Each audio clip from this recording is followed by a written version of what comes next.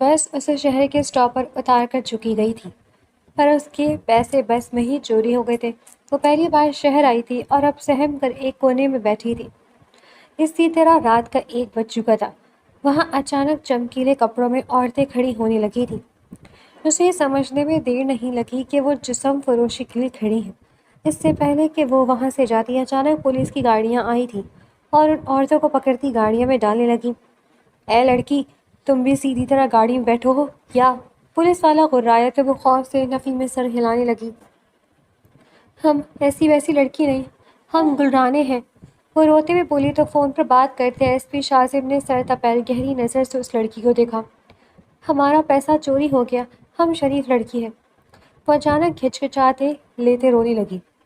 Police والا اسے زبردستی گاڑی میں بٹھانے لگا۔ جب شاذم کے اشارے پر اسے شاذم کی پرسنل جیپ میں بٹھایا گیا۔ رات کا 1 بج چکا تھا۔ شہر کی وہ سڑکیں جو دن کے وقت انسانوں کے سمندر اور گاڑیوں کے شور سے ابلتی تھیں، اس وقت ویران تھی۔ اسی بس اسٹاپ کے ایک تاریک اور کچے کونے میں وہ سیمنٹ کے بینچ پر بالکل سہم کر بیٹھی تھی۔ وہ گل رانے تھی۔ اس کا سانس پھولا ہوا تھا اور معصوم غلامی چہرے پر ہوائیاں اڑ رہی تھیں۔ اس کی گود میں اس کا ہینڈ بیگ کھلا پڑا تھا، وہ بیگ جو اب بالکل خالی تھا۔ چند گھنٹے پہلے جب وہ گاؤں سے چلنے والی آخری بس سے یہاں اتری تھی تو اسے معلوم نہیں تھا کہ یہ چمکتا دمکتا شہر معصوموں کے لیے کتنا بے رحم ہے۔ بس سے اترتے کسی جیب تراش نے اس کی زندگی بھر کی جمع پونجی، وہ چند 1000 روپے جو اس نے بڑی مشکل سے جوڑے تھے، اڑا لیے تھے۔ وہ پہلی بار اس بڑے اجنبی شہر میں آئی تھی جہاں دور دور تک اس کا کوئی واقف کار نہیں تھا۔ رات کے اس پہر جب ہر طرف اندھیرا اور سناٹا تھا، اس کا دل کسی پرندے کی طرح پھڑ پڑا رہا تھا۔ آنسو اس کی آنکھوں سے نکل کر گالوں پر بہہ رہے تھے اور وہ بار بار اپنے بیگ کے خالی خانوں میں ہاتھ ڈال کر دیکھتی، جیسے اسے امید ہو کہ شاید کوئی نوٹ معجزاتی طور پر وہاں پڑا ہو۔ یا اللہ، ہم اب کہاں جائے گا؟ کس سے مدد مانگے گا؟ اس نے اپنے کانپتے ہوئے لبوں سے سرگوشی کی۔ اس کی آواز میں دیہاتی لہجے کی سادگی اور بے بسی نمایاں تھی۔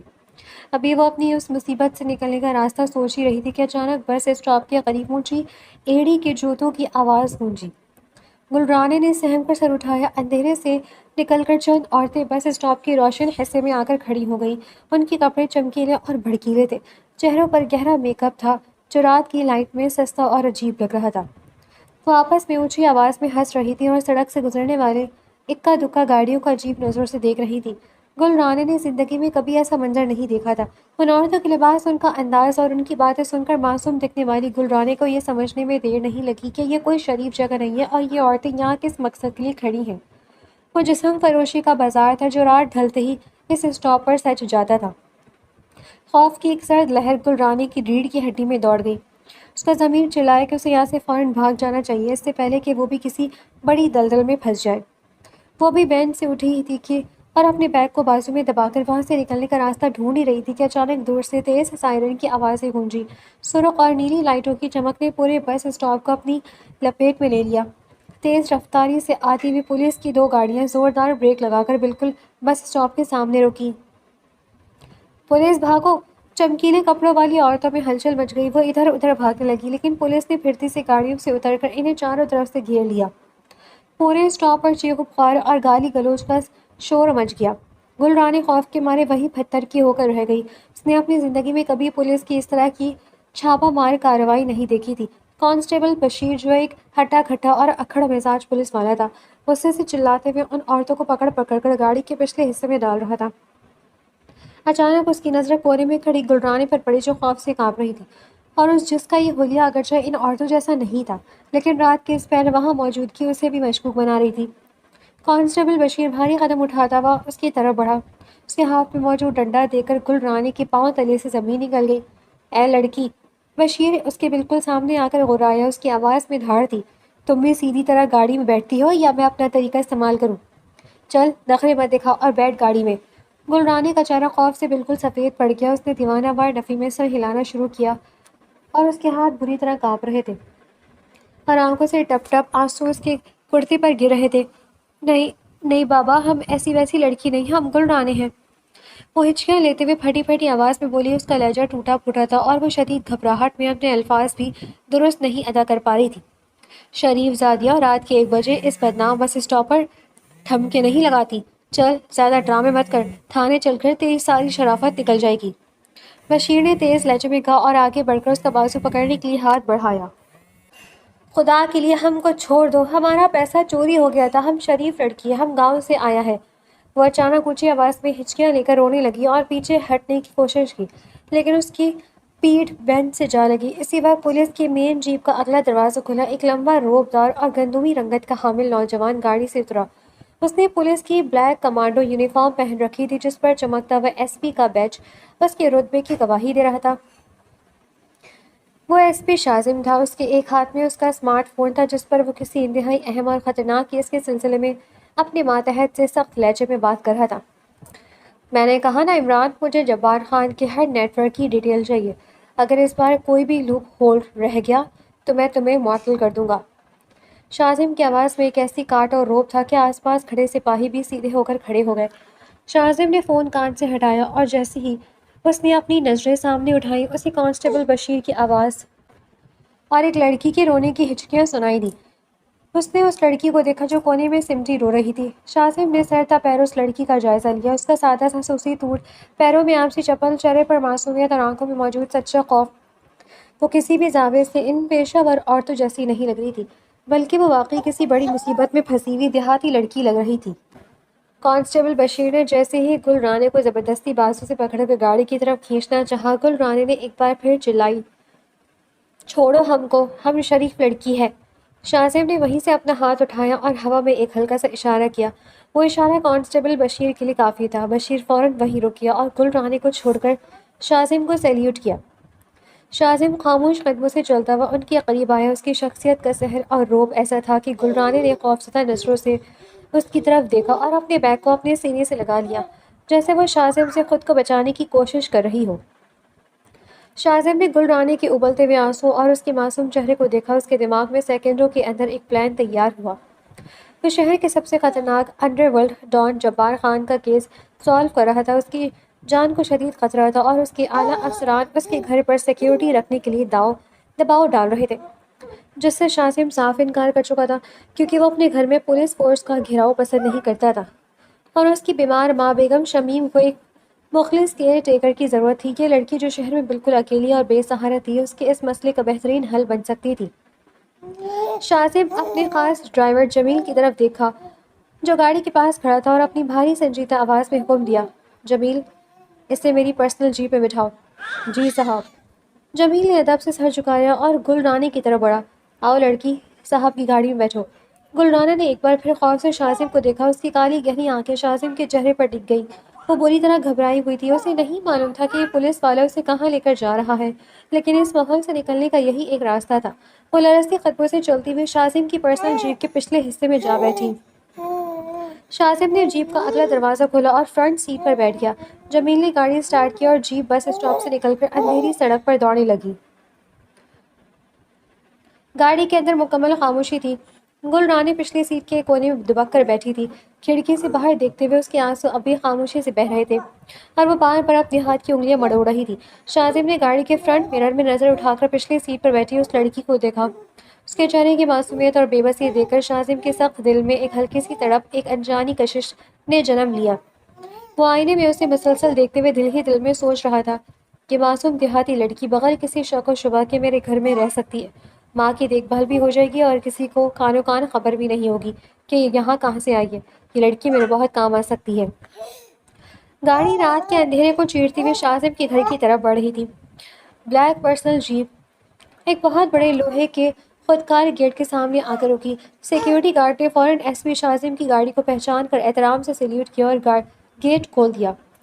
جیپ جیسی اندر داخل ہوئی، گل رانے نے کھڑکی سے باہر دیکھا۔ وہ ایک عالیشان سفید رنگ کا 2 منزلہ محل نما بنگلہ تھا جس کے چاروں طرف سرسبز لان اور رنگ برنگے پھولوں کے پودے رات کی روشنی میں چمک رہے تھے۔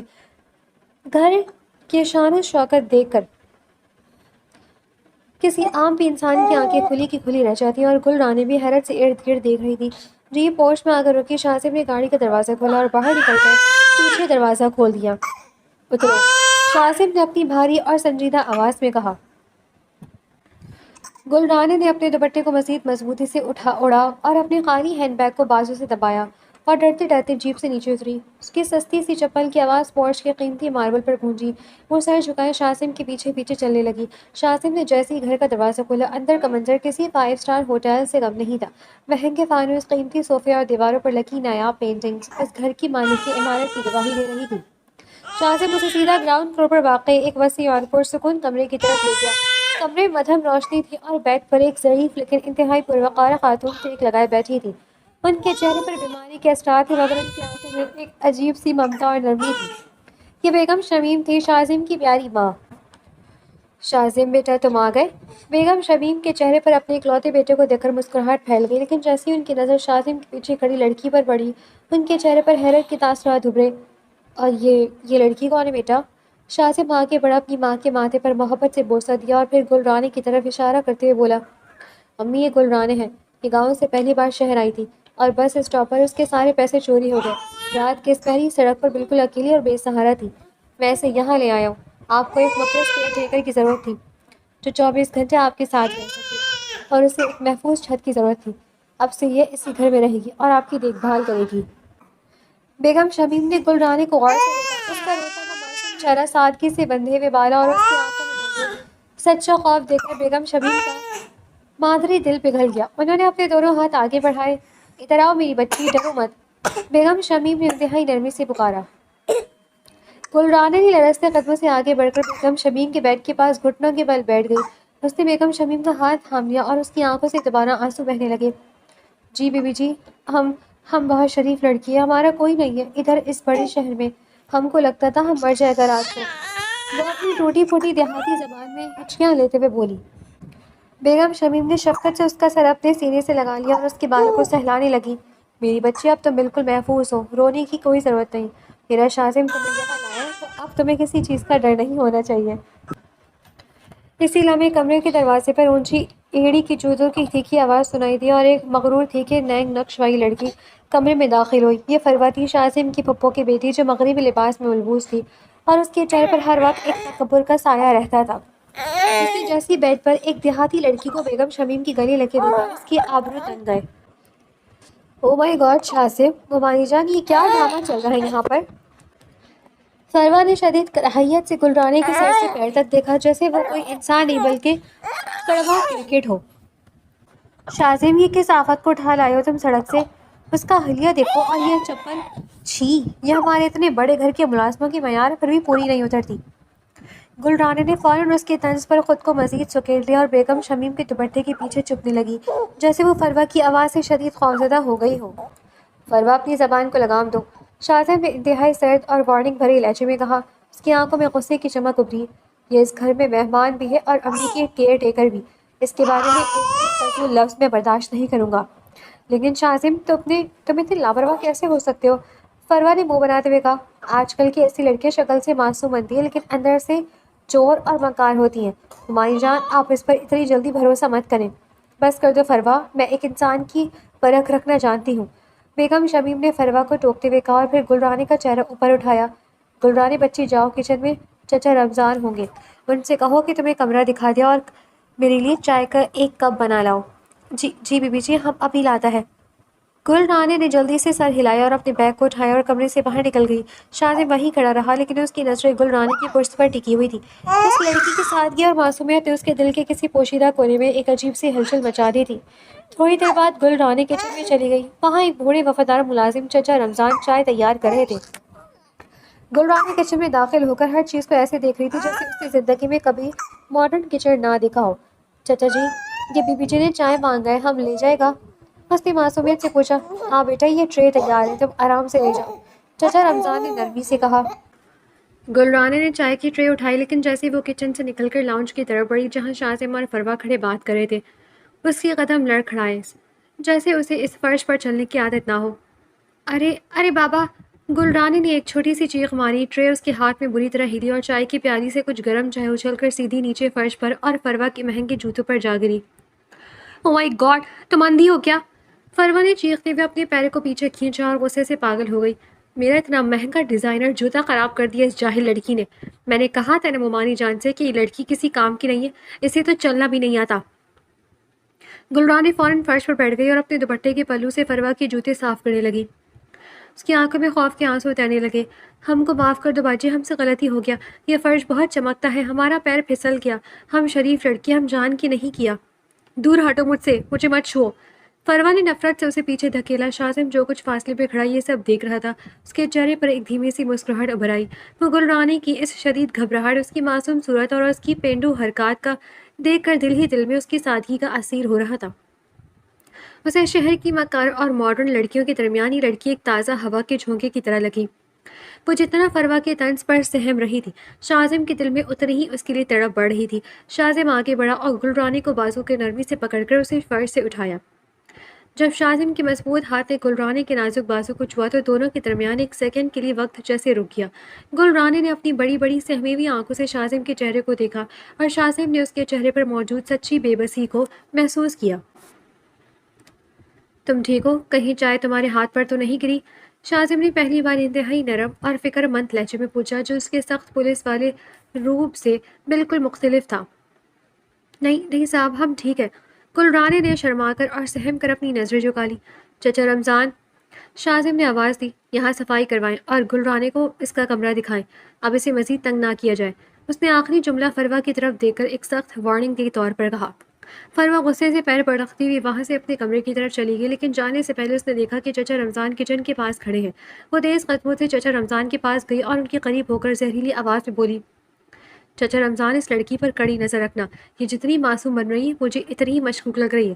مجھے پورا یقین ہے کہ یہ کوئی چور یا فراڈ ہے جو شاذم کی سادگی کا فائدہ اٹھا کر اس گھر میں گھسی ہے۔ اس کی ہر حرکت پر نظر رکھو، اگر اس نے کوئی بھی گڑبڑ کی تو مجھے فوراً بتانا۔ جی بی بی جی، میں خیال رکھوں گا، چچا رمضان نے سر جھکا کر کہا۔ گل رانی چچا رمضان کے پیچھے اپنے نئے کمرے کی طرف بڑھ رہی تھی، لیکن اس کے کانوں نے فروا کی چچا رمضان سے کہی گئی ایک ایک بات کو صاف سن لیا تھا۔ اس کے لبوں پر ایک بہت ہی ہلکی پراسرار اور خود اعتماد مسکراہٹ ابھری۔ اسے معلوم تھا کہ اس گھر میں اس کا سفر آسان نہیں ہوگا، لیکن وہ گل رانی تھی، اچھی طرح جانتی تھی کہ اسے کیا کرنا ہے۔ رات کے 11 بج چکے تھے۔ پورے بنگلے پر ایک گہرا سکوت طاری تھا، لیکن گراؤنڈ فلور پر واقع ایس پی شاذم کے اسٹڈی روم کی کھڑکی سے روشنی باہر لان میں پھیل رہی تھی۔ کمرے کا ماحول کافی سنجیدہ اور کشیدہ تھا۔ میز پر جبار خان اور اس کے گینگ کی فائلیں بکھری پڑی تھیں اور شاذم کرسی پر بیٹھا تھکے ہوئے انداز میں اپنی پیشانی مسل رہا تھا۔ اسی وقت دروازے پر ہلکی سی دستک ہوئی اور شاذم کا قریبی دوست اور اسسٹنٹ انسپکٹر عمران اندر داخل ہوا۔ عمران کے چہرے پر ہوائیاں اڑی تھیں، جس سے صاف ظاہر تھا کہ وہ کوئی بہت بڑی خبر لے کر آیا ہے۔ شاذم، تو ابھی تک جاگ رہے ہو؟ عمران نے کمرے کا دروازہ بند کرتے ہوئے تشویشناک لہجے میں پوچھا۔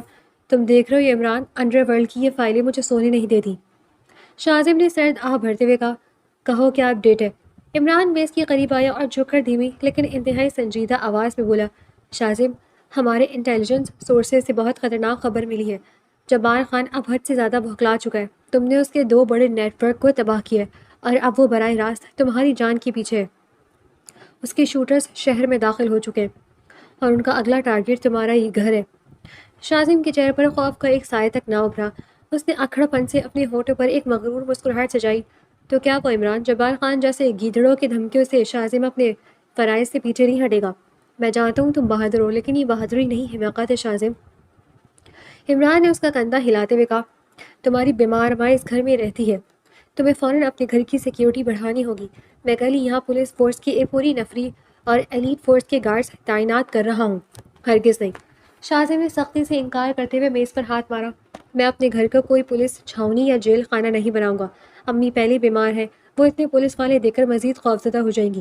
مجھے کسی سیکیورٹی کی ضرورت نہیں ہے، میں اکیلا ان گنڈوں کے لیے کافی ہوں۔ اسی وقت اسٹڈی روم کے آدھے کھولے ہوئے لکڑی کے بھاری دروازے کے باہر اندھیرے ہال میں کوئی کھڑا تھا۔ وہ گل رانی تھی۔ اس کے ہاتھ میں ایک چاندی کی ٹرے تھی جس میں بیگم شمیم کے لیے گرم دودھ کا گلاس رکھا ہوا تھا۔ وہ بیگم شمیم کے کمرے کی طرف جا رہی تھی کہ عمران کی آواز سن کر اس کے قدم وہیں جم گئے تھے۔ اس کی معصوم آنکھیں چمک اٹھیں۔ اس نے ایک ایک لفظ کو اپنے ذہن کے کمپیوٹر میں ریکارڈ کیا۔ جیسے ہی اسے اندر سے عمران کے قدموں کی آواز دروازے کی طرف آتی سنائی دی تو وہ جلدی سے قدم بڑھاتی ہوئی بیگم شمیم کے کمرے کی طرف چلی گئی۔ رات کے 2:30 بج چکے تھے۔ پورا گھر اندھیرے میں لپٹا ہوا تھا۔ گل رانی اپنے کمرے میں بستر پر لیٹی ہوئی تھی، لیکن اس کی آنکھیں پوری طرح کھلی تھی اور اس کے کان میں باہر لان سے آنے والی معمولی سی سرسراہٹ پر لگے ہوئے تھے۔ اچانک اسے لان کی خشک گھاس پر کسی کی بوٹوں کی ہلکی سی آواز آئی اور پھر لکڑی کے پچھلے دروازے کو ہلکے سے چھونے کی آواز ابھری۔ گل رانی سیکنڈوں میں بستر سے اٹھی. وہ دھیمے قدموں سے اپنے کمرے سے نکلی اور کچھ کر کچن میں آ گئی. کچن کا پچھلا دروازہ سیدھا اسی لان کی طرف کھلتا تھا جہاں مشکوک سائے کھڑکی کے شیشے کاٹنے کی کوشش کر رہے تھے. گل رانی اندھیرے میں کچن کے شیلف پر رکھی ہوئی اسٹیل کی ایک بہت بڑی اور بھاری پرات کو دیکھا. اس نے گہرا سانس لیا اور جان بوجھ کر اس پرات کو فرش پر گرا دیا اور اس کے ساتھ ہی شیلف پر رکھے 2 شیشے کے گلاس بھی نیچے گرا دیے. رات کے اس ہولناک سناٹے میں اسٹیل کے برتن کی گرنے اور شیشے کے ٹوٹنے کی اتنی زوردار آواز گونجی کہ پورا بنگلہ لرز اٹھا. باہر کھڑے گونڈے بری طرح چونک گئے. انہیں لگا کہ گھر کے لوگ جاگ گئے ہیں اور ان کا پلان چوپٹ ہو گیا ہے. پکڑے جانے کے ڈر سے وہ سائے فوراً لان کی دیوار پھلانگ کر اندھیرے میں غائب ہو گئے. ادھر اوپر کے کمرے میں شازم جو گہری نیند میں تھا آواز سنتے ہی جھٹکے سے اٹھا. اس نے فوراً اپنے تکیے کے نیچے سے اپنی لوڈل پسٹول نکالی اور انتہائی تیزی سے سیڑھیاں اترتا ہوا کچن کی طرف بھاگا. کون ہے وہاں؟ شازم نے کچن کے دروازے پر پہنچ کر پسٹول تانتے ہوئے گرجدار آواز میں کہا. لیکن کچن کے اندر کا منظر دیکھ کر اس کے ہاتھ کی پسٹول آہستہ آہستہ نیچے ہو گئی. کچن کے فرش پر شیشے کے ٹکڑے اور اسٹیل کی پرات بکھری پڑی تھی اور ان کے بیچوں بیچ گل رانی اپنے گھٹنوں میں سر دیے دوپٹے میں لپٹی بری طرح رو رہی تھی. اس کا پورا وجود خوف سے کانپ رہا تھا اور وہ ہچکیاں لے رہی تھی. شازم نے جلدی سے پسٹول اپنی پشت پر ارسی اور آگے بڑھ کر اس کے پاس جھکا. گل رانی تم یہاں کیا کر رہی ہو؟ یہ سب کیا ہے؟ گل رانی نے روتے ہوئے اپنا چہرہ اٹھایا. اس کی لال روتی آنکھیں اور گالوں پر بہتے آنسو دیکھ کر کوئی بھی سنگ دل پگھل جاتا. اس نے کانپتے ہوئے ہاتھ سے کچن کے ایک اندھیرے کونے کی طرف اشارہ کیا. صاحب وہ ہم کو بہت ڈر لگ رہا. وہ ہچکیاں لیتے ہوئے اپنی ٹوٹی پھوٹی زبان میں بولی. ہم کو پیاس لگا تھا, ہم پانی پینے آیا تھا, پر ادھر ایک بہت بڑا کالا بھوت جیسا چوہا تھا. وہ ہمارا پیر پر کودنے لگا. ہم ڈر کے مارے بھاگا تو یہ سب گر گیا. ہم کو لگا وہ بھوت ہے. شازم نے ایک گہرا سانس لیا. اس کے چہرے کی سختی غائب ہو گئی اور وہاں ایک عجیب سی نرمی اور مسکراہٹ نے جگہ لے لی. وہ اس کی اس معصومیت اور نادانی پر حیران تھا کہ ایک چوہے سے ڈر کر اس نے پورے گھر کو سر پر اٹھا لیا تھا. شٹ, چوہا؟ تم ایک چھوٹے سے چوہے سے ڈر کر اس طرح رو رہی ہو؟ شازم نے نرمی سے ہنستے ہوئے کہا, جو اس کی شخصیت کا ایک بالکل نیا رخ تھا. وہ چھوٹا نہیں تھا صاحب, وہ بہت خطرناک تھا. اس کی آنکھیں چمکتی تھیں. گل رانی نے معصومیت کی انتہا کرتے ہوئے شازم کے بازو کو مضبوطی سے تھام لیا, جیسے وہ شازم کے بغیر ایک سیکنڈ بھی محفوظ نہ ہو. جب گل رانی کے نرم اور کانپتے ہوئے ہاتھوں نے شازم کے مضبوط کثرتی بازو کو تھاما تو شازم کے پورے وجود میں ایک سنسنی سی دوڑ گئی. اس نے گل رانی کے چہرے کو دیکھا جو اس وقت اس کے بالکل قریب تھی. رات کے اس پیر کچن کی مدھم روشنی میں اس لڑکی کی معصومیت اور اس کی خوشبو شازم کے حواس پر چھانے لگی. شازم نے اپنے بڑے ہاتھ سے گل رانی کے دونوں کانپتے ہوئے ہاتھوں کو اپنے حصار میں لے لیا. ڈرو مت, میں ہوں نا یہاں. جب تک میں ہوں تمہیں کسی چیز سے ڈرنے کی ضرورت نہیں ہے. شازم نے انتہائی گہری اور مخمور آواز میں کہا. اس کی نظریں گل رانی کے گلابی لبوں اور پھر اس کی جھیل جیسی آنکھوں پر ٹک گئی. گل رانی نے بھی شازم کی ان شعلہ بار آنکھوں میں دیکھا. اس پل ایک سچی اور گہری کشش ان دونوں کے درمیان قائم ہو چکی تھی. شازم کا دل جو اب ایک تک قانون اور جرائم کی دنیا میں سخت ہو چکا تھا, اس معصوم لڑکی نے تحفظ کے جذبے سے پگھل رہا تھا. وہ اسے دنیا کے ہر قطرے سے بچا لینا چاہتا تھا, جبکہ گل رانی کا دل بھی شازم کی اس مخلصانہ گرم جوشی کی محسوس کر کے ایک سیکنڈ کے لیے دھڑکنا بھول گیا تھا. چلو اب رونا دھونا بند کرو اور اپنے کمرے میں جاؤ. میں صبح چچا رمضان سے کہہ کر یہاں صفائی کروا دوں گا. شازم نے اسے سہارا دے کر فرش سے اٹھاتے ہوئے انتہائی نرمی سے کہا. جی صاحب, شکریہ آپ کا. گل رانی نے نظر جھکا کر شرماتے ہوئے کہا اور سہمے قدموں سے اپنے کمرے کی طرف بڑھ گئی. شازم کچن میں اکیلا کھڑا اسے جاتا دیکھتا رہا. اس کے لبوں پر ایک مسکراہٹ تھی, لیکن جیسے ہی اس کی نظر کچن کے پچھلے دروازے پر پڑی اس کی مسکراہٹ غائب ہو گئی. دروازے کے ہینڈل پر کچھ کھرچنے کے نشانات تھے اور باہر گھاس پر بوٹوں کے نشان. شازم کی پولیس والی گھاک نظروں نے فوراً حقیقت کو بھانپ لیا. تو چوہا نہیں تھا, کوئی اندر آنے کی کوشش کر رہا تھا اور اس لڑکی کے برتن گرانے کی وجہ سے وہ بھاگ گئے. شازم نے سوچا, لیکن اسے یہی لگا کہ یہ سب گل رانی نے انجانے میں کیا ہے.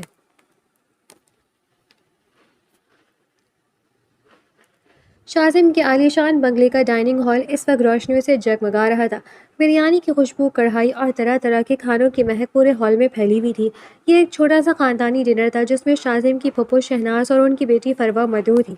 بیگم شمیم علالت کے باوجود وہیں ویل چیئر پر موجود تھی اور شازم ہمیشہ کی طرح اپنے پروقار اور سنجیدہ روپ پہ بیٹھا تھا. ٹیبل کے ایک کونے میں ان سب کی نظروں سے دور گل رانی سادہ سے سفید سوٹ پہنے, سر پر دوپٹہ جمائے خاموشی سے کھڑی تھی. وہ بیگم شمیم کے کہنے پر وہاں موجود تھی, لیکن پھپھو شہناز اور فروا کے لیے وہ صرف ایک ملازمہ تھی جسے وہ نیچے دکھانے کا کوئی موقع ہاتھ سے نہیں جانے دینا چاہتی تھی. پھپھو شہناز نے جو ہیرے کے زیورات اور مہنگی ریشمی ساڑی پہن رکھی تھی, اپنے اپنی پلیٹ میں چمچ ہلاتے ہوئے نہایت حقارت سے گلرانے کو دیکھا، پھر وہ بیگم شمیم کی طرف متوجہ ہوئیں۔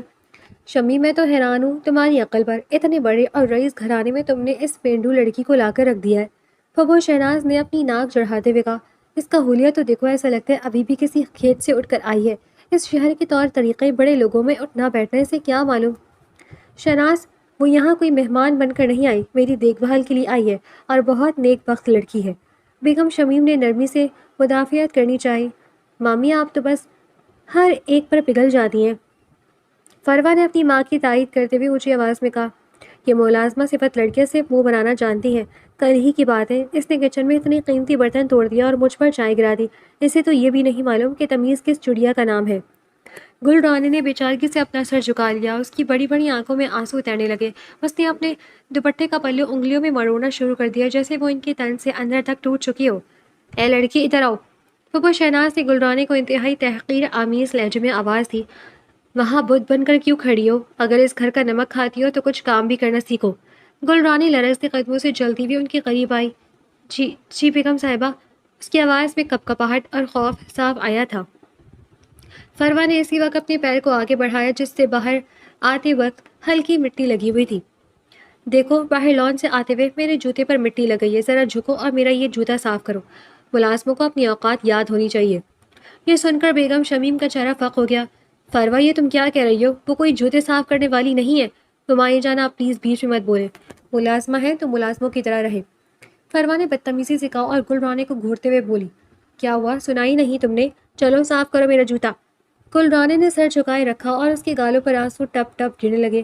وہ آہستہ آہستہ نیچے جھکنے لگی، جیسے وہ فروا کے حکم کے سامنے بالکل بے بس ہو۔ اس کی یہ مظلومیت دیکھ کر پھپھو شہناز اور فروا کے چہروں پر ایک فاتحانہ مسکراہٹ اور مغرور مسکراہٹ ابھر آئی۔ بس بہت ہو گیا۔ اچانک ہال میں غضبناک آواز گونجی۔ وہ شازم تھا۔ شازم کرسی سے اٹھ کھڑا ہوا، اس کا چہرہ غصے سے سرخ ہو چکا تھا اور آنکھوں میں خون اترا ہوا تھا اور اس کے پورے وجود سے جلال ٹپک رہا تھا۔ ہال میں ایک دم موت کا سا سناٹا چھا گیا۔ پھپھو شہناز اور فروا کے چہروں سے مسکراہٹ غائب ہو گئی اور وہ خوف سے شازم کو دیکھنے لگی۔ شازم بیٹا، پھپھو شہناز نے تھوک نکلتے ہوئے کچھ کہنا چاہا، لیکن شازم نے اپنا ہاتھ اٹھا کر انہیں وہیں خاموش کر دیا۔ پھپھو، میں اب تک صرف اس لیے خاموش تھا کیونکہ آپ میرے والد کی بہن ہیں اور میری مہمان ہیں۔ شازم کی آواز میں سختی اور کاٹ تھی، جو کسی مجرم کا ٹرائل کرتے وقت ہوتی ہے۔ لیکن اس کا مطلب یہ ہرگز نہیں ہے کہ آپ میرے گھر میں بیٹھ کر میری ماں کے سامنے ایک معصوم لڑکی کی اس طرح تذلیل کریں۔ وہ بھاری قدم اٹھاتا ہوا فروا کے بالکل سامنے آ کر کھڑا ہو گیا۔ فروا کی تو جیسے سانس ہی حلق میں اٹک گئی۔ اور فروا، تم نے کیا کہا؟ اوقات؟ شازم نے فروا کی آنکھوں میں آنکھیں ڈال کر کہا، اس کی آواز میں دباوا غصہ ابل رہا تھا۔ اگر آئندہ تمہاری زبان سے اس لڑکی کے لیے ملازمہ کا لفظ نکلا یا تم نے اسے نیچا دکھانے کی کوشش کی تو یاد رکھنا، میں یہ بھول جاؤں گا کہ ہمارا کوئی خاندانی رشتہ بھی ہے۔ میں ایک پولیس آفیسر ہوں اور اپنے گھر میں کسی پر ظلم ہوتے نہیں دیکھ سکتا۔ شازم نے جھک کر گل رانے کا بازو پکڑا، جو نیچے جھکی رو رہی تھی، اور اسے انتہائی نرمی سے لیکن مضبوطی سے اوپر اٹھایا۔ گل رانے اس گھر کی ملازمہ نہیں ہے۔ شازم نے پورے ہال میں گونجتی ہوئی آواز میں اعلان کیا، یہ میری ماں کی کیئر ٹیکر ہے اور میری امی اسے اپنی بیٹی کی طرح سمجھتی ہیں، اور جو میری ماں کی بیٹی کی طرح ہے وہ اس گھر کی عزت ہے۔ اگر کسی نے اس کی عزت پر ہاتھ ڈالنے کی یا اسے نیچا دکھانے کی کوشش کی تو اس کا سامنا ایس پی شازم سے ہوگا۔ شازم کا یہ روپ، اس کا یہ تحفظ اور اس کے الفاظ پھپھو اور فروا کے غرور کو اڑا لے گئے۔ پھپھو شہناز نے غصے اور شرمندگی سے اپنا پرس اٹھایا۔ شمیم، دیکھ رہی ہو اپنی بیٹی کی بدتمیزی؟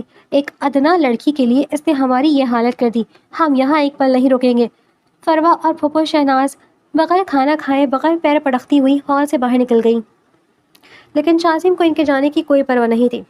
شازم نے اپنی نظریں گھما کر اپنے پاس کھڑے گل رانے کو دیکھا۔ گل رانے نے آہستہ سے اپنا سر اٹھایا۔ اس کی آنکھوں میں اب بھی آنسو تھے، لیکن ان آنسوؤں کے پیچھے ممنونیت ابھر آئی تھی۔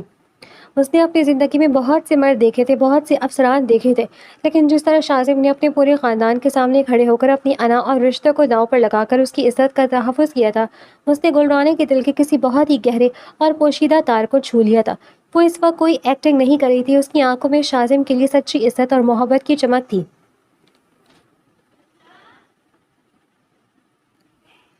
جب شازم نے گل رانے کی ان جھیل جیسی کالی اور مخلص آنکھوں میں دیکھا تو اس کا دل سینے میں بری طرح دھڑکا۔ میں اس لڑکی سے محبت کرنے لگا ہوں، میں اس کے عشق میں گرفتار ہو چکا ہوں۔ شازم نے دل ہی دل میں اعتراف کیا اور اس کا غصہ گل رانے کے چہرے کو دیکھ کر یکسر کافور ہو گیا۔ اب رونے کی ضرورت نہیں ہے، وہ چلی گئی۔ شاذم نے انتہائی دھیمے اور محبت بھری لہجے میں کہا اور اپنے ہاتھ سے گلرانے کی گال پر موجود ایک آنسو کو صاف کیا۔ اس قلم سے اتنا نرم تھا کہ گلرانے نے شرم سے اپنی پلکیں جھکا لی۔ بیگم شمیم نے ویل چیئر پر بیٹھتے ہوئے مسکرا کر اپنے بیٹے کو دیکھا۔ وہ ماں تھیں اور وہ اپنے بیٹے کی آنکھوں میں ابھرنے والے عشق کے اس نئے رنگ کو بہت اچھے سے پہچان گئی تھی۔ وہ جانتی تھی کہ ان کا سخت مزاج بیٹا اب ہمیشہ کے لیے اس لڑکی کا اسیر ہو چکا ہے۔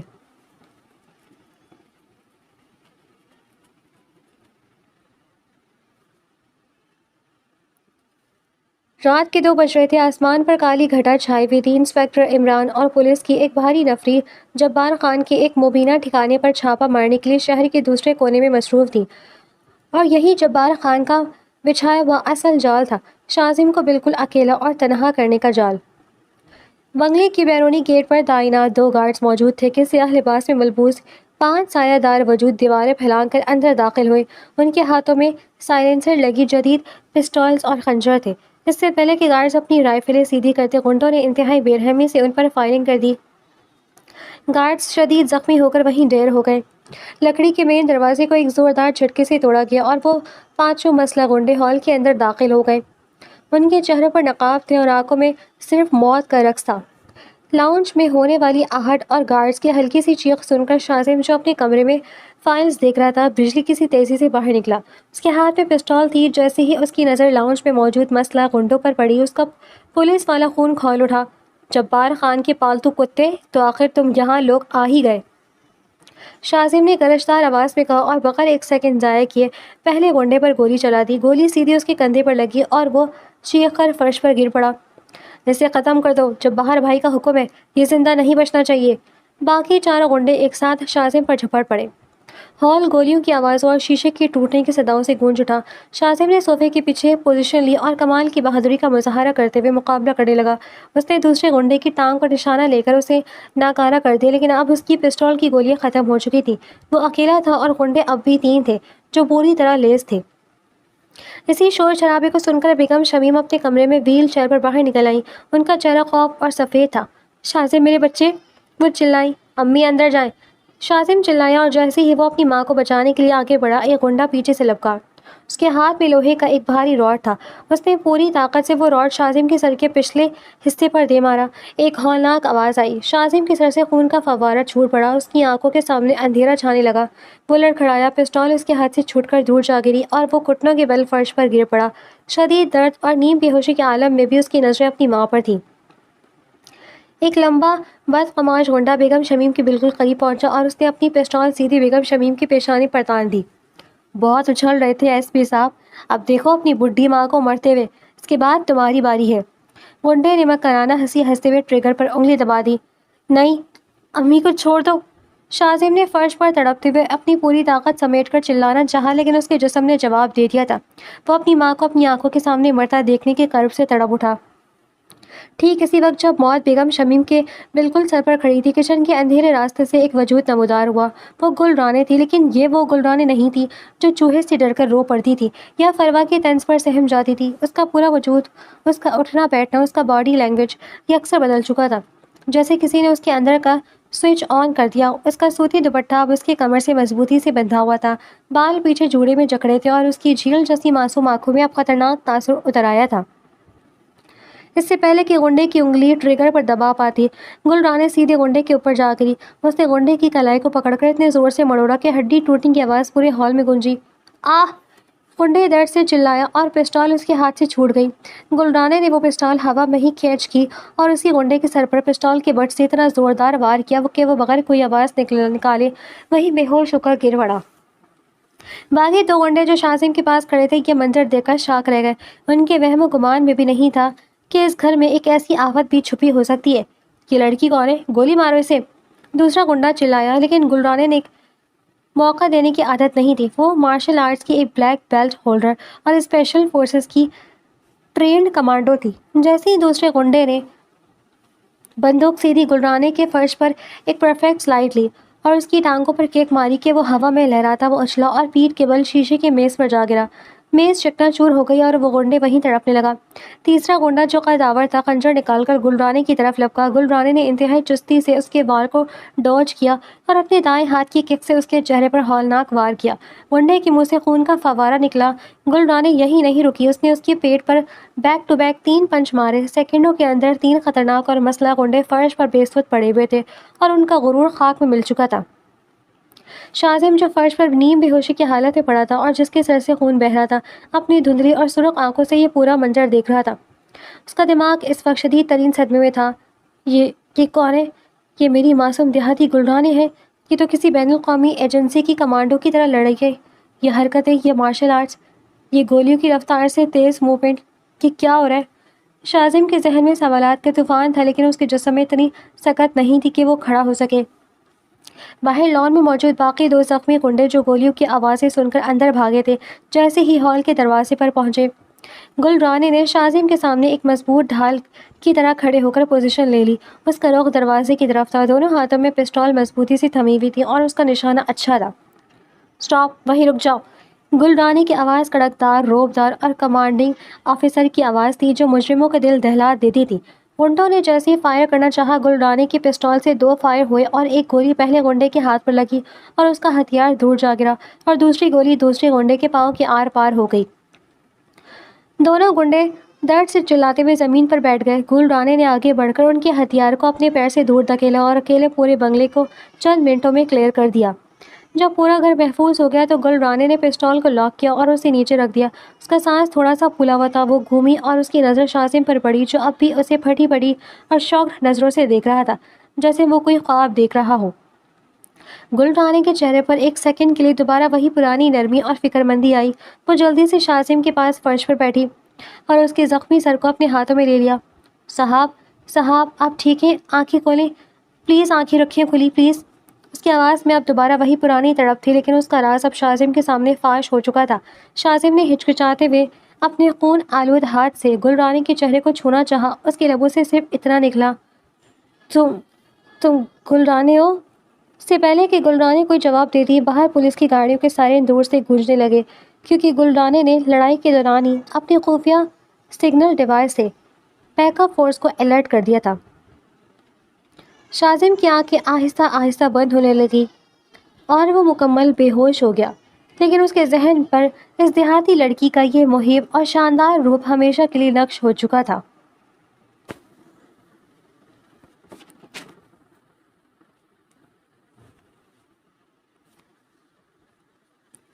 پورے گھر میں ایک گہرا سکوت تھا۔ باہر لان میں کوئی پولیس اسکارٹس، آفیشل گاڑیاں اور سیکیورٹی اہلکار تعینات تھے۔ جبان خان کے تمام گنڈے اب ہتھکڑیوں میں جکڑے حوالات کی سلاخوں کے پیچھے پہنچ چکے تھے اور پورے بنگلے کو محفوظ قرار دے دیا گیا تھا۔ لاؤنج کے صوفے پر ایس پی شاذم بیٹھا تھا اور اس کے سر پر سفید پٹی بندھی ہوئی تھی۔ اس کا دماغ بار بار پچھلی رات کے مناظر کو دہرا رہا تھا۔ وہ معصوم سہم جانے والی لڑکی جو ایک چھوٹے سے چوہے سے ڈر کر اس کے سینے سے لگ جاتی تھی، وہ تو سچ مچ کی ایک شعلہ تھی، ایک طوفان تھی۔ اس نے جس مہارت اور بے رحمی سے 5 مسلح گنڈے کو اکیلے چت کیا تھا، وہ کوئی عام بات نہیں تھی۔ آخر تم کون ہو گل رانے؟ تمہاری حقیقت کیا ہے؟ شاذم نے اپنے آپ سے سوال کیا اور اس کا دل اس کے جواب کے لیے بے چین تھا۔ اسی وقت لاؤنج کے دروازے پر دھمک گونجی۔ ڈی آئی جی امجد، جو شہر کے سب سے اعلیٰ اور معزز پولیس افسران میں سے تھے، چند دوسرے سینئر انسپکٹرز کے ساتھ اندر داخل ہوئے۔ ان کے چہرے پر ایک گہری اور فاتحانہ مسکراہٹ تھی۔ بیگم شمیم بھی ویل چیئر پر وہیں لاؤنج میں موجود تھی۔ گڈ مارننگ ایس پی شاذم سر، چوٹ کیسی ہے اب تمہاری؟ ڈی آئی جی امجد نے آگے بڑھ کر شاذم کا کندھا تھپتھپاتے ہوئے نہایت شفقت سے پوچھا۔ شاذم فوراً احترام سے کھڑا ہوا اور اپنے سینئر کو سیلیوٹ کیا۔ میں بالکل ٹھیک ہوں سر، چوٹ گہری نہیں ہے، بس ہلکا سا کٹ لگا ہے۔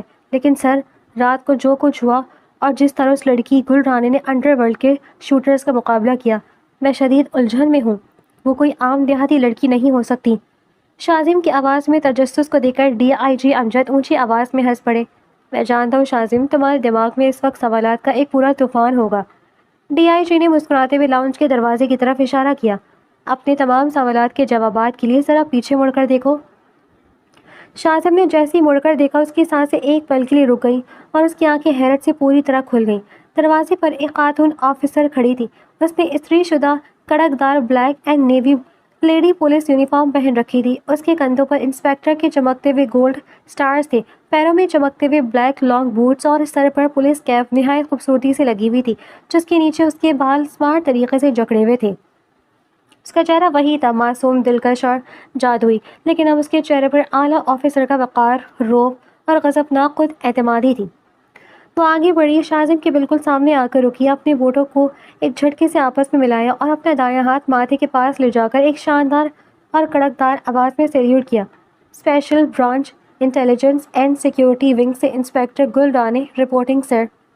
شاذم کا دماغ جیسے سن ہو گیا، وہ کبھی اس کے یونیفارم کو دیکھتا تو کبھی اس کے پر اعتماد چہرے اور سیلیوٹ کو۔ تم کوئی دیہاتی لڑکی نہیں ہو، تم ایک پولیس انسپیکٹر ہو۔ Secret source? شاذم کے لبوں سے بمشکل یہ الفاظ نکلے۔ ڈی آئی جی امجد آگے بڑھ کر شاذم کے پاس آئے اور فخر سے بولے، ہاں شاذم، یہ ہماری اسپیشل فورسز کی سب سے بہترین جرائم اور martial arts expert officer inspector Gul Rane ہے، اور یہ پورا مشن اسی نے ہینڈل کیا ہے۔ پر سر، یہ سب کیا ہے؟ شاذم نے اپنے سر پر ہاتھ رکھتے ہوئے بری طرح مسکرا کر پوچھا۔ ڈی آئی جی امجد نے تفصیلی انکشاف کرتے ہوئے کہا، شاذم، جبار خان کا کیس بہت خطرناک تھا اور ہماری انٹیلیجنس رپورٹس کے مطابق تمہاری جان کو شدید ترین خطرہ تھا۔ ہم تمہیں تمہارے گھر پر ایلیٹ فورس کی سیکیورٹی دینا چاہتے تھے، لیکن تم اپنے اسی پرانے مغرور پولیس والے روب اور ضد کی وجہ سے اپنے گھر پر فورس رکھنے سے انکار کر رہے تھے، جو کہ تم ہماری فورس کا ایک قیمتی اثاثہ ہو۔ اس لیے محکمہ سیکیورٹی نے تمہاری مرضی کے بغیر تمہیں 24 گھنٹے تحفظ دینے کے لیے یہ پورا پلان تیار کیا۔ ڈی آئی جی نے گل رانے کی طرف دیکھا اور جاری رکھا، بس اسٹاپ کا پورا ڈرامہ، وہاں پولیس کا چھاپا، گل رانے کے پیسے چوری ہونے کا ناٹک اور اس کا ایک مظلوم لڑکی بن کر تمہاری جیپ میں بیٹھنا، یہ سب ایک سوچے سمجھے انڈر کور مشن کا حصہ تھا، تاکہ وہ کسی بھی شک و شبہ کے بغیر تمہارے گھر میں داخل ہو سکے اور تمہاری بیمار ماں کی مخلص محافظ بن کر 24 گھنٹے تمہارے پاس رہے۔ رات کو جب عمران نے تمہیں اکیلا کرنے کے لیے فیک آپریشن کا ڈرامہ رچا کر پولیس فورس دور کی، تو جبار خان کے گنڈے سچ مچ کے جال میں پھنس گئے، کیونکہ انہیں نہیں معلوم تھا کہ گھر کے اندر ایک تگڑی اور ٹرینڈنٹ کمانڈو ان کی موت بن کر پہلے سے موجود ہے۔ شاذم نے گہرا سانس لیا، اس کے دل اور دماغ سے حیرت کے بادل چھٹے اور وہاں ایک گہری، سچی اور بے پناہ محبت کی روشنی پھیل گئی۔ شاذم کے دل میں اس کی حب الوطنی، اس کی مہارت اور اس کی اس معصوم اداکاری کے لیے ایک تڑپتا ہوا عاشق بیدار ہو چکا تھا۔ وہ اب اس لڑکی کو کسی قیمت پر خود سے دور نہیں کرنا چاہتا تھا۔ شاذم چند قدم آگے بڑھا اور انسپیکٹر گل رانے کے بالکل سامنے کھڑا ہو گیا۔ اس کی آنکھوں میں ایک سچے عاشق کی تڑپ اور سچائی تھی۔ شاذم نے اپنی گہری اور مخمور آواز میں مسکراتے ہوئے کہا، مشن تو ختم ہو گیا انسپیکٹر گل رانے، لیکن اب میری زندگی کی سیکیورٹی کا کیا ہوگا؟ گل رانے شاذم کے اس اچانک اور سب کے سامنے کیے گئے رومانوی سوال پر بری طرح سے چونک گئی۔ اس کے گالوں پر وہی پرانی معصوم گلابی رنگت ابھر آئی۔ اس نے شرما کر اپنی نظر جھکا لی۔ صاحب، وہ اب تو مشن پورا ہو گیا ہے۔ گل رانے کے لب ہلکے سے لڑکھڑائے۔ اسی وقت بیگم شمیم اپنی ویل چیئر کو آگے بڑھاتے ہوئے ان کے قریب آئیں۔ ان کے چہرے پر ایک ماں کی سب سے خوبصورت اور پرسکون مسکراہٹ تھی۔ انہوں نے آگے بڑھ کر گل رانے کے نازک ہاتھ اپنے ہاتھ میں لیے اور پھر شاذم کا ہاتھ پکڑ کر گل رانے کے ہاتھ پر رکھ دیا۔ اب یہ ہمیشہ کے لیے اس گھر کی مالکن بن کر رہے گی، بیگم شمیم نے محبت سے دونوں کو دیکھتے ہوئے اعلان کیا۔ اس لڑکی نے اپنی جان پر کھیل کر میرے بیٹے کی اور میری جان بچائی ہے۔ شاذم بیٹا، یہ اب اس گھر کی عزت ہے اور میری بہو بن کر یہی رہے گی۔ ڈی آئی جی امجد اور وہاں کھڑے دوسرے پولیس افسران نے خوشی سے زوردار تالیاں بجا کر اس فیصلے کا خیر مقدم کیا۔ شاذم نے بیگم شمیم کی بات سن کر مضبوطی اور محبت سے گل رانے کا ہاتھ اپنے ہاتھ میں دبا لیا۔ گل رانے نے آہستہ سے اپنا سر اٹھایا اور شاذم کی محبت سے لبریز، شعلہ بار آنکھوں میں دیکھا۔ اس بار اس کی آنکھوں میں شاذم کے لیے سچی، پاکیزہ اور گہری محبت کا اعتراف تھا۔